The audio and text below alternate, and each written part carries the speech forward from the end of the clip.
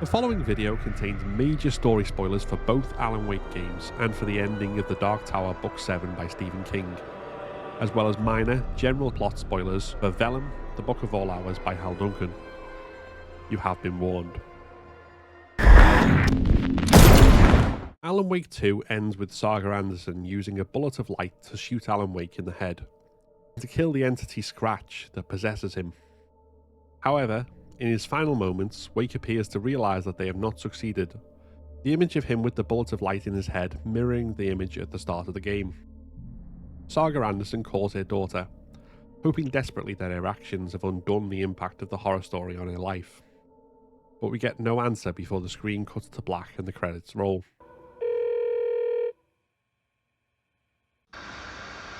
It's only mid-credits that we see Wake's wife, Alice, reveal that she knows how to help him escape. In the game, we had seen her exhibition inspired by the hauntings she suffered in her apartment after Wake's disappearance at the end of the first game, seeming to lead her to suicide. But in fact she had learnt the truth and chose to return to the dark place to guide Wake to freedom.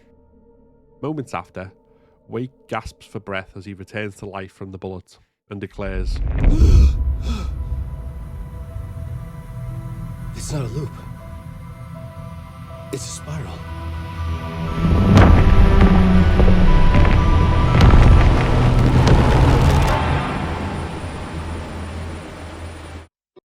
When we start the final draft, Alan Wake 2's New Game Plus mode, we see that this one detail has stayed with Wake, and once we get to the end of the game, it means that we can see a new ending rather than another repetition. The first Alan Wake game takes heavy inspiration from Stephen King, and so it's fitting that this setup in the second reflects the end of King's Dark Tower series. Roland of Gilead climbs the Dark Tower only to find himself back at the beginning of the story. But this time, unlike the time before, he can feel the lost horn of Eld on his hip, the promise that this time things will be different, as once more the man in black flees across the desert and the gunslinger follows. But Alan Wake 2 is not just a story about loops and spirals in its overall story arc.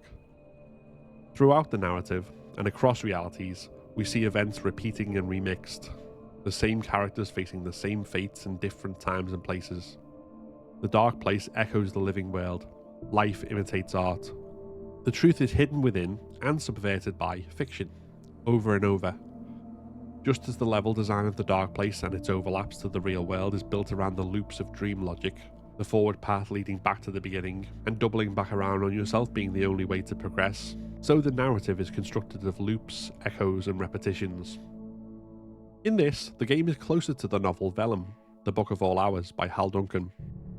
Duncan's novel tells the story of a war between creatures called Unkin, ethereal creatures represented by ancient deities. Vellum, a type of paper, is also the name for reality itself, and the Unkin are able to change it by altering the cant, in other words through literal rewriting. The Book of All Hours, in which the destiny of all has been stolen by Guy Renard, who uses it to travel across the Vellum. Through this framing, we see four main protagonists: Seamus Finnan, Freedom Messenger, Thomas Messenger, and Jack Carter, living out their tragic destinies over and over again through time, as the archetypes of mythic characters, whilst trying to rebel against the determinism of the story. Although Alan Wake 2's outward narrative is much more linear than Vellum, it still presents its characters railing and raging against destiny across multiple iterations of their own stories. But at the same time, where character stories hit the same beats in each version, this doesn't mean that what happens to them is always the same. And it's that difference which means everything. How far would he go to create a perfect work of art? Or would he be the next victim? Some say that it lives forever, but that I lose you on every time.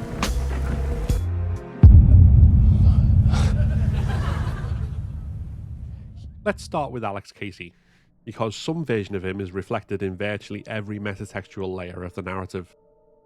We first meet the FBI agent with the same name as the fictional private eye when he comes to Bright Falls with Saga Anderson to investigate the murders by the Cult of the Tree. At the same time, his book counterpart haunts his creator Alan Wake in The Dark Place, investigating the murders by the Cult of the Word, whose activities in this warped version of New York mirror those by the other cults in the small town in Washington. And, digging further, Casey finds himself on the wrong end of a fictional version of the Cult of the Tree in the film Nightless Night.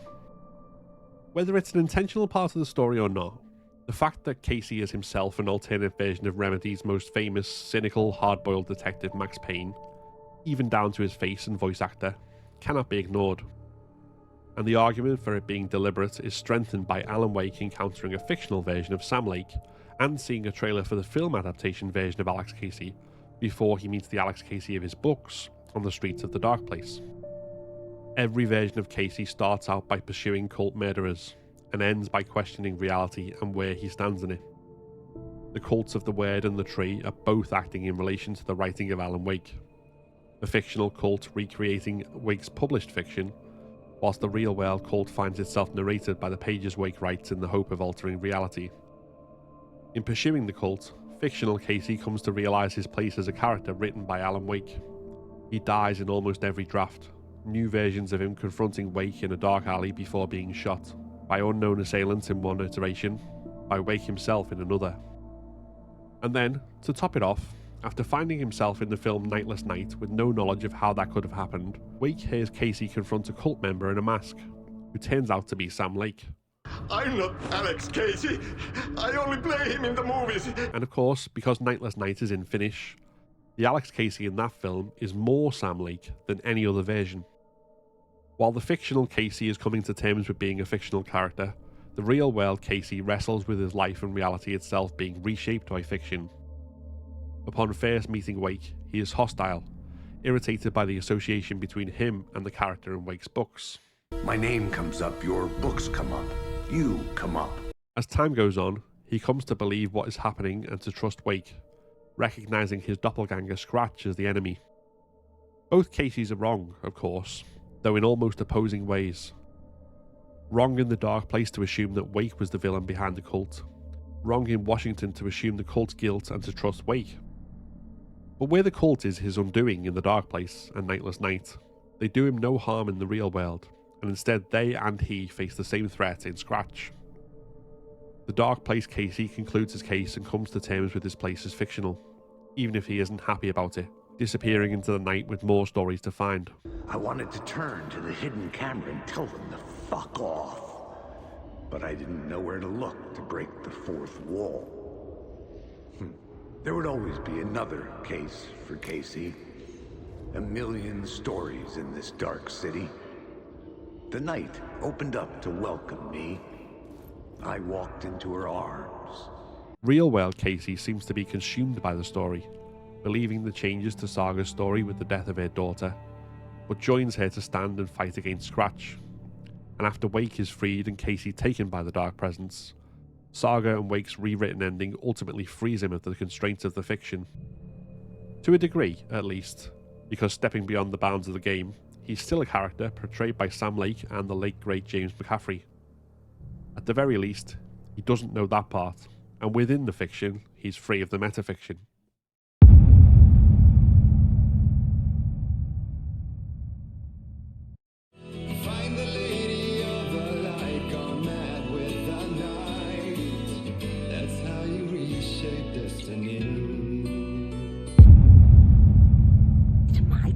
To keep it safe in the light. At one point when chasing the Cult of the Word, Casey finds himself suspecting Tom Zane instead of Alan Wake.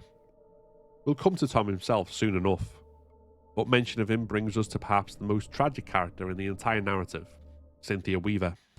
This will put a smile back on your face, my dear. Sorry? We first meet Cynthia in the first Alan Wake game. She stands in the Oh Dear diner, just beyond the shadow-draped hall leading to the bathroom, and warns Wake to not step out into the light. Wake, of course, ignores her and takes keys from the Dark Presence rather than Carl Stuckey, setting off the events of the first game, and, in its ending, those of the second. Cynthia spent the longest time living at Bright Falls Dam, creating a safe haven for herself bathed in light. She had seen what the Dark Place had done to Tom Zane, and spent her life both protecting herself from that and holding the clicker safe until Wake eventually took it. She did this out of her love of and fascination with Zane, and in that way, her story holds echoes both of Rose Marigold and of Alice Wake. Rose was Wake's #1 fan, in the first game used by the Dark Presence to reach him at one point, and in the second game helping Saga and protecting the residents of the Valhalla nursing home out of a belief that she was acting on the basis of secret messages from Wake himself. Cynthia actually did receive such messages from Zane, through the light, television and her dreams.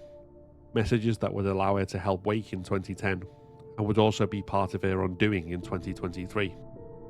However, Rose's messages from Wake not being real didn't change that she would get Tom Zane's angel lamp for Wake in the same way Cynthia held the clicker for Wake, and in doing so inadvertently opened Cynthia to the Dark Presence.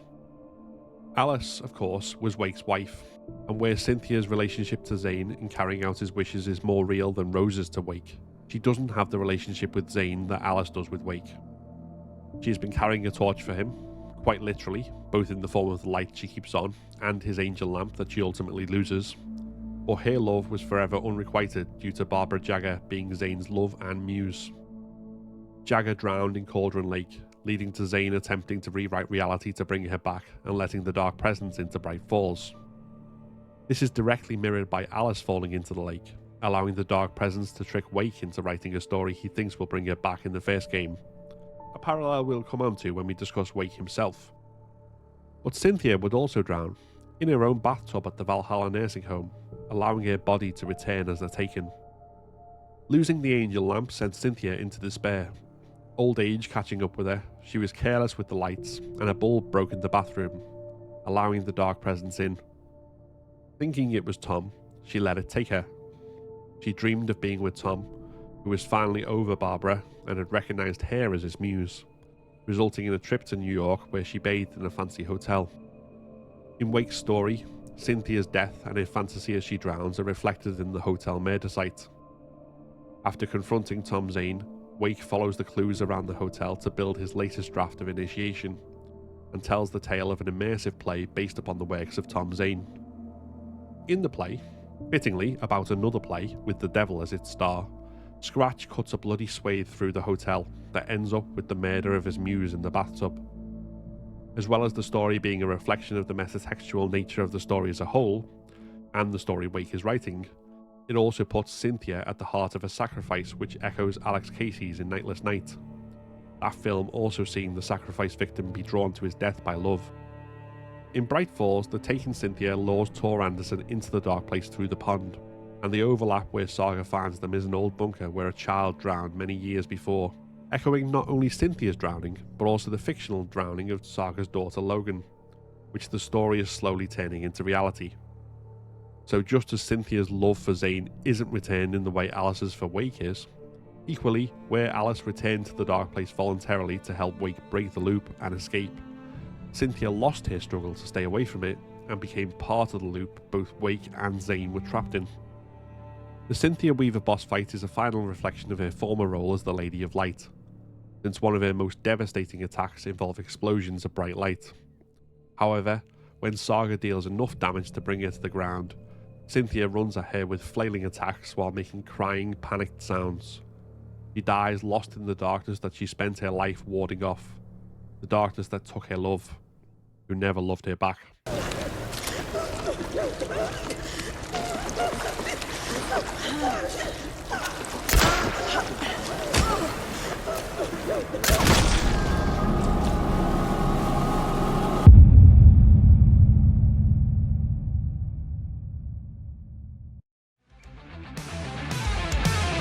The onyx kiss of inky waters, the jet black undertow of fright.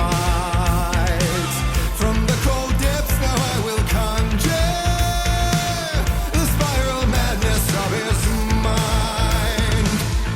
Once more the ocean's a lake, so alike it lay awake. It's not a lake. It's an ocean. At this point, it's worth talking about the role of water in the story. The main motif of the Alan Wake games is of course light and darkness, with the one repelling the threat of the other. But water, and its power to both nourish and heal, but also to destroy and take away, is a recurring theme throughout Alan Wake 2. Aside from Cauldron Lake being a gateway to the Dark Place, we have almost all of the overlaps being related to the water. Every area where Saga has to find an overlap and defeat a taken boss being overtaken by flooding, which then recedes, allowing access to new areas when the threat is gone.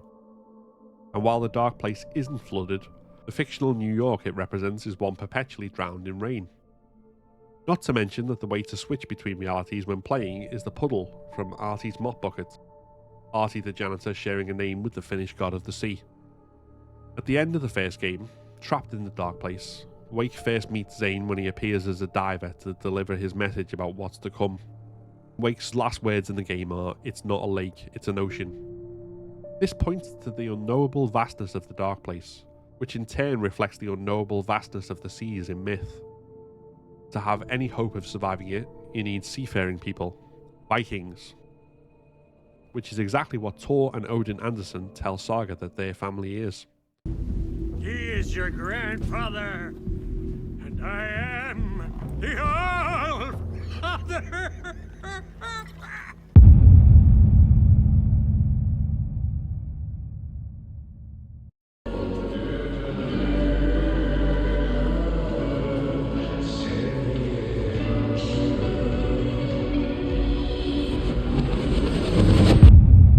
Fuck the government.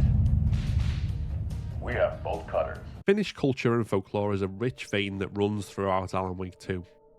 From the near ubiquitous presence of coffee, the Finnish being the world's #1 consumers of it, to Artie's role across both dimensions. And, of course, you can't mention just how Finnish the game is without mentioning Ilmo and Jarkko Koskela. The brothers are best known in-game for their myriad business ventures, and by players for the hilarious commercials you can find dotted around the world as you play. Our floats will punch up any special occasion. All of their ventures are designed to bring in tourism and the revenue that comes with it, in order to keep the town of Watery alive after the closure of the local lumber mill and the decline of fishing in the area. In much the same way, they created the Cult of the Tree for the same purpose, to protect the local area, only this time from taken rather than economic decline. Ilmo and Jarkko's role as cult leaders is echoed in the Dark Place, where they run the cult of the Word that the fictional Alex Casey pursues. The first murder site that Wake visits, Caldera Street Station, is an urban echo of Cauldron Lake, an actual caldera being formed from a volcanic eruption. The Ocean View Hotel of the Dark Place is an echo of the Valhalla nursing home, which Zane had bought with the intention of turning it into that hotel. And Tom Zane's theatre with its lost film about the cult is an echo of Watery, the home of the cult in Washington. Wake, following Casey's investigations, finds Agent Nightingale in the subway, Cynthia Weaver in the hotel, and Deputies Mulligan and Thornton in the projection room. As with other stories we've already looked at, the Dark Place version of them is a subversion of the real-world version. They're antagonists rather than protectors, reflecting Saga's initial beliefs about them when she came to Bright Falls. They serve the entity Scratch rather than pursuing him, though in both Bright Falls and in the Dark Place, specifically at Tom Zane's theatre, it's the death of a Koskelas brother that marks the big reveal of who is truly behind all the horror. In Bright Falls Sheriff Station, Wake reveals himself as Scratch by killing Jarkko. Outside Zane's theatre, Ilmo jumps to his death in an echo after revealing to Casey the existence of the Grandmaster. That echo also marks the only instance where Ilmo is the brother who dies. Jarkko's death in the real world is mirrored by the historical figures of Ilmari and Jacopi Huotari, historical watery figures represented by the floats that the Koskelas are building for Deerfest, which Saga completes as a way through the watery overlap. The float depicts Ilmari murdering Jacopi, an event which the version of Ilmari in Nightless Night also recounts. Ilmo didn't kill Jarkko, of course, but the historical and fictional fratricide represents the guilt that Ilmo feels for involving Jarkko in all of his schemes, and the feeling that he is ultimately responsible for his brother's death. Incidentally, in Nightless Night, Ilmari says that Jacopi was a sacrificial offering for his master, Alan Wake as played by Tom Zane, but that he wasn't good enough for that. Alex Casey was the chosen one. This is an echo and foreshadowing of the fact that Scratch, possessing Wake, would kill Jarkko, but would take over the real Casey in order to complete his mission to bring his version of Return to fruition. Wake himself also arguably took a version of this same action for opposing ends. Mulligan and Thornton were corrupted by the Dark Place thanks to Wake's writing, as a way to provide the opportunity for Saga to get her hands on the clicker, in turn leading to the downfall of the cult and the death of Yarko at Scratch's hands.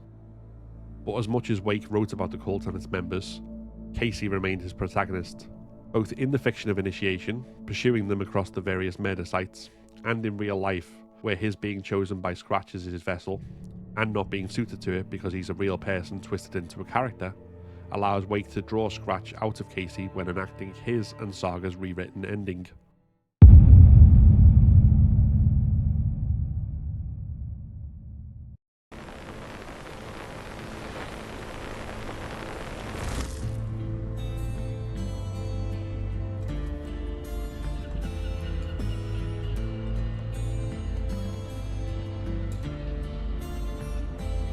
He could write a new story like Tom Zane before him, and maybe they'd be happy once again.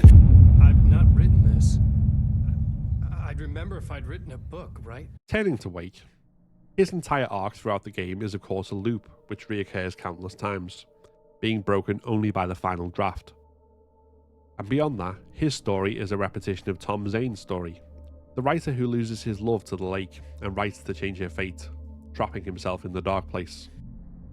Wake subverted Zane's fate, of course, because rather than write himself out of existence, he used the clicker in order to change places with Alice and set her free.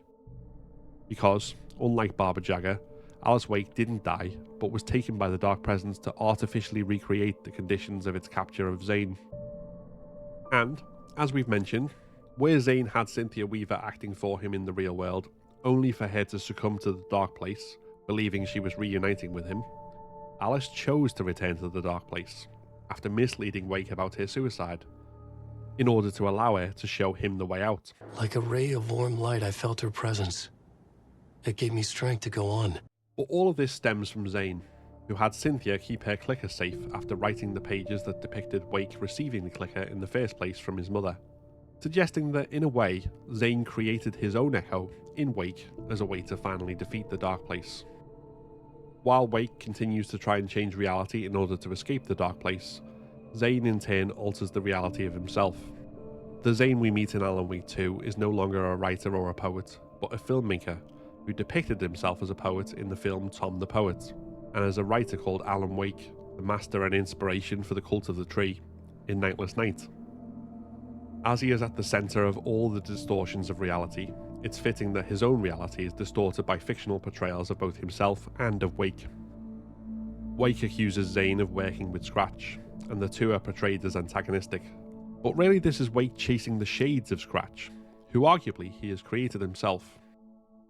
At different points in the story, we see Wake find a manuscript written by Scratch, which he then furiously edits in an attempt to change it, only for Scratch to charge him with a gun and shoot him dead.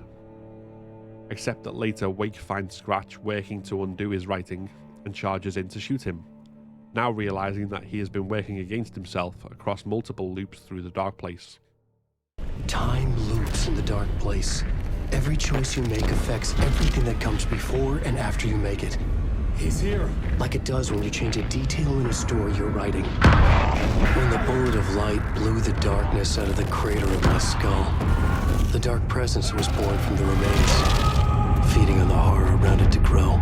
This is fixed with the restoration of the missing part of himself, through Alice and his love for her, allowing for the true ending to take place. Wake broke the loop because although his story echoed Zane's, it was different. Through Alice, and through not erasing his own impact upon the world. She got him to the place he needed to be for the ending to work. At last. Thank you, my love.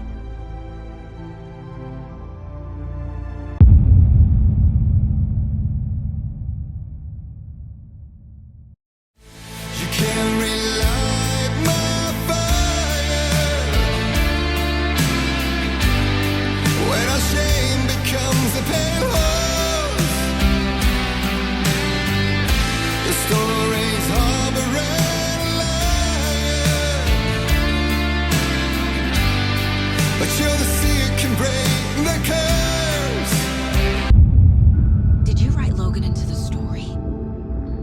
The ending working as it should, of course, allows for Saga to be free of the story, undoing the death of her daughter Logan by drowning. But whilst Logan's fictional fate, which her mother spends the game fighting against, is echoed in that of Cynthia Weaver, and of Nora Hesberg, the teenager who drowned in the bunker that becomes the overlap where Saga fights Cynthia, Saga herself has no echo or reflection in the dark place. To talk about why, we have to talk about Warlin Door. Door is the talk show host of the dark place, but he is also so much more. As he himself puts it, a door between two places is in both, and a door that leads anywhere is everywhere. He's some kind of cosmic entity, perhaps a deity, and there is much more to be said about him. He is referenced in Control, and bears many similarities to Martin Hatch from Quantum Break, another Remedy game. But, for our purposes, 2 points matter. First, the meeting that Door had with the old gods of Asgard. As depicted in the manuscript page, Odin loses an eye. It's 1988, a face-off between deities on the rim of Cauldron Lake, high above its dark waters. Thunder roared, the old gods facing something even more powerful, something harder to define even. Or, changing the perspective, raving lunatics all, caught up in the frenzy of a shared delusion.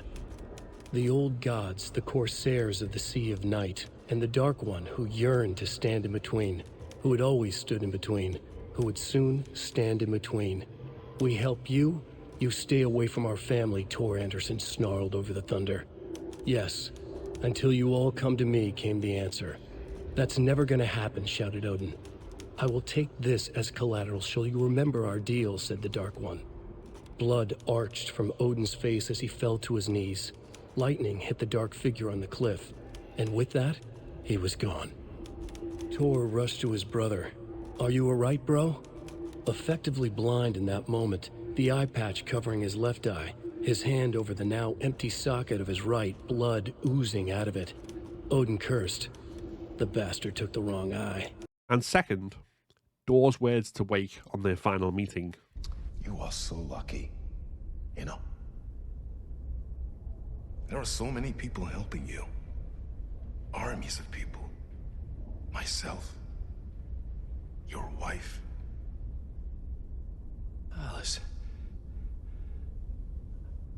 I need to get to her. She's in danger. She is. Because of you.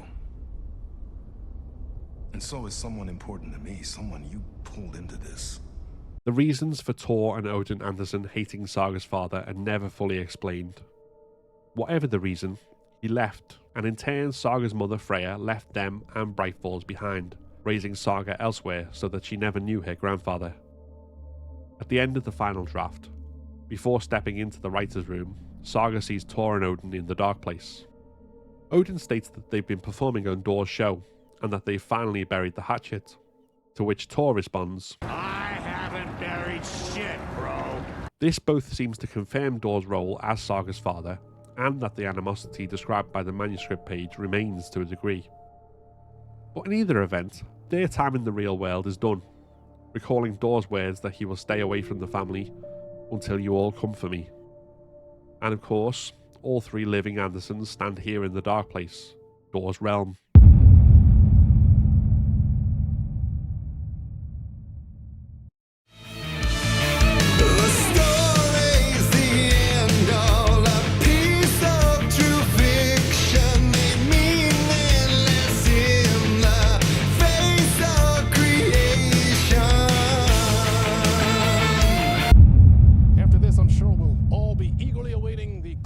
Of this hero's journey trilogy of yours.